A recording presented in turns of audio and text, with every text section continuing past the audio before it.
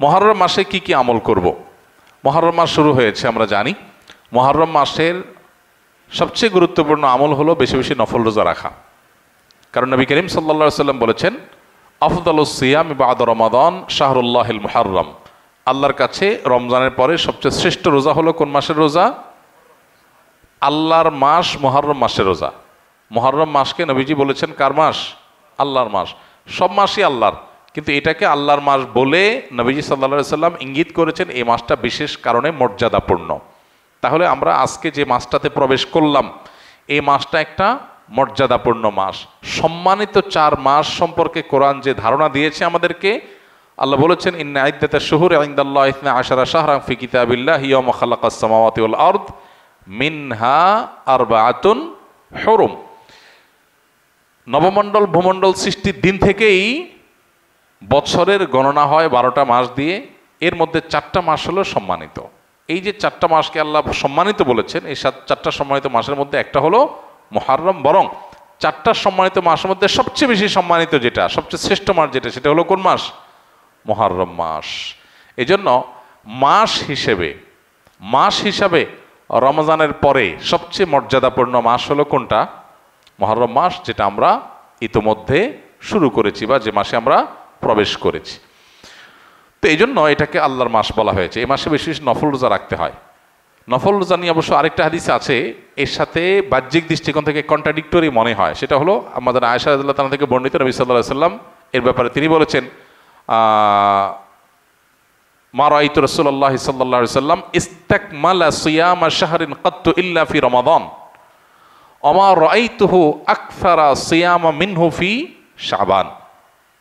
অর্থাৎ আমাদের আয়েশা বলেছেন রাদিয়াল্লাহু তাআলা আনহা, যে আমি নবী করিম সাল্লাল্লাহু আলাইহি সাল্লামকে পুরো মাস রোজা কমপ্লিট করতে দেখছি এক মাসে, শুধু ছিল রমজান মাস, যে পুরো 30 দিন রোজা রাখছেন। এটা শুধু দেখেছি কোথায়? রমজান মাস। আর রমজান মাস ছাড়া সবচেয়ে বেশি, মাসের বেশিরভাগ দিন রোজা রাখছেন দেখছি যে মাসে, সেটা হলো শাবান। তাহলে এই হাদিস থেকে বোঝা গেল শাবানে বেশি রোজা রাখতে হবে। আবার আমরা একটু আগে হাদিস শুনলাম, রমজানের পরে সবচেয়ে শ্রেষ্ঠ রোজা রাখার মাস হলো মুহররম মাস। নফল রোজার শ্রেষ্ঠ মাস মুহররম মাস, হাদিস থেকে বোঝা যায়। তাহলে রাসূল সাল্লাল্লাহু আলাইহি ওয়াসাল্লামের আমল একরকম, হাদিস আরেক রকম।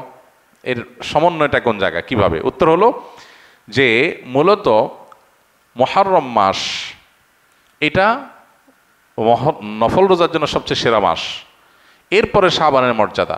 নবী সাল্লাল্লাহু আলাইহি ওয়াসাল্লাম হাদিসটা বলেছেন, কিন্তু এটা আমল করার সুযোগ তিনি পান নাই। আল্লাহ তাকে দুনিয়া থেকে নিয়ে গেছেন। শাবান মাসেরটা আমলের সুযোগ তিনি পেয়েছেন। তাহলে নফল রোজার জন্য সবচেয়ে আদর্শ মাস এটা, সেই হিসাবে বেশি বেশি এই মাসে নফল রোজা রাখা দরকার। আল্লাহ যাদের তৌফিক দিয়েছে, মুহররম মাস উপলক্ষে আমরা 2-4টা হলো রোজা রাখা দরকার। এখানে আমরা যারা আছি বেশিরভাগ মানুষই হয়তো এমন, মুহররম মাসে আশুরা রোজা রাখা ছাড়া আর অতিরিক্ত রোজা হয়তো যারা সোম বৃহস্পতিবার রাখছেন, আইয়াম বীজ রাখেন, এটা হয়তো রাখছেন, মুহররম মাস হিসাবে রোজা রাখার সুযোগ বেশিরভাগ মানুষের হয়নি। তো এই হাদিসের উপর আমল করার জন্য হলেও আমরা মুহররম মাস উপলক্ষে 1-2টা রোজা রাখবো ইনশাআল্লাহ। দ্বিতীয়ত, মুহররম মাসটা সম্মানিত 4 মাসের একটা। সম্মানিত 4 মাসের বিধিনিষেধগুলো এখানে চলে আসবে। সম্মানিত 4 মাসে যুদ্ধ বিগ্রহ করা নিষেধের সম্পর্কে আয়াত আছে, যদি অনেক আলেমদের মতে এটা মানসুখ হয়েছে। আবার সম্মানিত মাস হিসাবে আল্লাহ তাআলা বলেছেন, ফালা তাজলিমু ফিহিন্না আনফুসাকুম, এই মাসগুলোতে তোমরা নিজেদের প্রতি অবিচার করো না। পাপাচার থেকে বাঁচার জন্য এটা বিশেষভাবে যত্নশীল হতে হবে। ইবাদত বন্দেগী রুটিন কাজগুলো বিশেষ আন্তরিকতার সাথে করতে হবে। এটা হলো মুহররম মাসের করণীয়। এছাড়া মুহররম মাসের মধ্যে আশুরার দিনটা আছে, সেই উপলক্ষে বিশেষ করণীয় আছে আশুরা রোজা রাখা। আশুরা রোজা রাখা এবং আল্লাহ তাআলার শুকর আদায় করা মুসা আলাইহিস সালামের বিজয়ের কারণে 2টা রোজা রাখা সুন্নাত আশুরাকে কেন্দ্র করে। এ হলো মুহররম মাসের করণীয়। এর বাইরে মুহররম মাসকে কেন্দ্র করে অনেক করণীয় আমাদের সমাজে আছে, যেগুলো একটাও কোরআন বা হাদিস দ্বারা প্রমাণিত নয়। বিদেশে ইসলামী বিষয় নিয়ে পড়াশোনা, চাকরির সম্ভাবনা নিয়ে বললে উপকার হতো। প্রশ্ন পুরো বোঝা গেল না। ইসলামী বিষয়তে পড়াশোনা করতে বিদেশে যেতে পারেন, কোনো অসুবিধা নেই। চাকরির সম্ভাবনা নিয়ে বললে, এটা চাকরি যারা এক্সপার্ট তারা বলতে পারবে যে চাকরির সম্ভাবনা কোথায়, কোন কাজে কতটুকু আছে না আছে। ছেলের জন্মের পর 10 দিন পরে চুল কেটে সেই চুলের সমপরিমাণ সাদকা করতে হয় না, 10 দিন পরে না, এটা হলো 7ম দিনে। ছেলে হোক মেয়ে হোক, বাচ্চা জন্মের 7ম দিনে চুল ছেঁচে সেই পরিমাণ চুলের পরিমাণ স্বর্ণ বা রূপা দান করা। এটা রূপার মূল্য দান করলেও হয়, এটা মোস্তাহাব, এটা হাদিস দ্বারা প্রমাণিত। না, ওইটা যে কোনো গরিব দুঃখীকে দান করে দিবেন। নাবালক ছেলে আত্মহত্যা করলে তার পরকালে কি হবে? কোনো মানুষ যখন প্রাপ্তবয়স্ক না হয়, অপ্রাপ্তবয়স্ক থাকে, তখন তার কোনো অপরাধ, কোনো গুনাহ আল্লাহর কাছে লেখা হয় না। তিন ব্যক্তি সম্পর্কে নবী করিম সাল্লাল্লাহু আলাইহি ওয়াসাল্লাম বলেছেন যে তাদের কোনো অপরাধ, কোনো গুনাহ এগুলা লেখা হয় না। এর ভিতরে এক ব্যক্তি হলেন যিনি মানসিকভাবে অসুস্থ, বিকৃত মস্তিষ্ক বা পাগল। তিনি এই অবস্থায় কোনো অপরাধ করলেও আল্লাহর কাছে তার কোনো অপরাধ লেখা হয় না, তার অপরাধের জন্য কোনো গুনাহ তার আমলনামায় যুক্ত হয় না। আরেক ব্যক্তি হলেন ঘুমন্ত ব্যক্তি, আন-নাইমু হাত্তা ইয়াস্তাইকিজ। ঘুমন্ত ব্যক্তি যতক্ষণ পর্যন্ত না জাগে, ঘুমের মধ্যে কোনো গুনাহ হলে, তার ইচ্ছার বাইরে, তার অজান্তে, এই জন্য তার কোনো গুনাহ লেখা হয় না। স্বপ্নযোগে তার কোনো পাপ অপরাধ হলেও সেজন্য কোনো গুনাহ হয় না।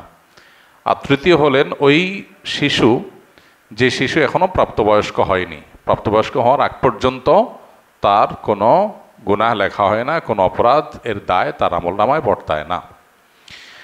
তো কোনো নাবালক শিশু আত্মহত্যা করলে, যেহেতু সে নাবালেগ, অতএব তার এর কারণে কোনো গুনাহ ইনশাআল্লাহ লিপিবদ্ধ হবে না, লেখা হবে না। কিন্তু পাশাপাশি এটাও মাথায় রাখতে হবে যে তার এই পথে পা বাড়াবার পেছনে যদি অভিভাবক বা অন্য কারোর কোনো ত্রুটি থাকে, বিচ্যুতি থাকে, কোনো দায় থাকে, তাহলে সেক্ষেত্রে তারা এই দায় বহন করতে হতে পারে। সে বিষয়গুলো তাদের খেয়াল রাখতে হবে, আমাদের খেয়াল রাখতে হবে। কারণ কাউকে যদি কোনো বিষয়ে প্রেশারাইজড করে, চাপাচাপি করে, তাকে যদি পথে বাড়াতে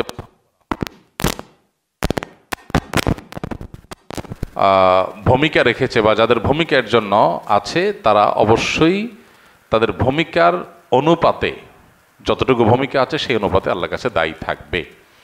আর মাদ্রাসার তালেব ইলমরা যারা এই কাজটা করো, তোমাদেরকে আমি নসিহত করি, মনে রাখবা এই হেয়ালিপনার নাম জিন্দেগি না। কেন মাদ্রাসার তালেব ইলমরা ভালো আলেম হয় না? কেন ভালো আলেম বের হচ্ছে না? কেন সমাজ পরিবর্তনকারী মুজাদ্দিদ বের হচ্ছে না? কারণ কি জানো? এর কারণ হলো যা শোনো এটার উপর আমল নাই।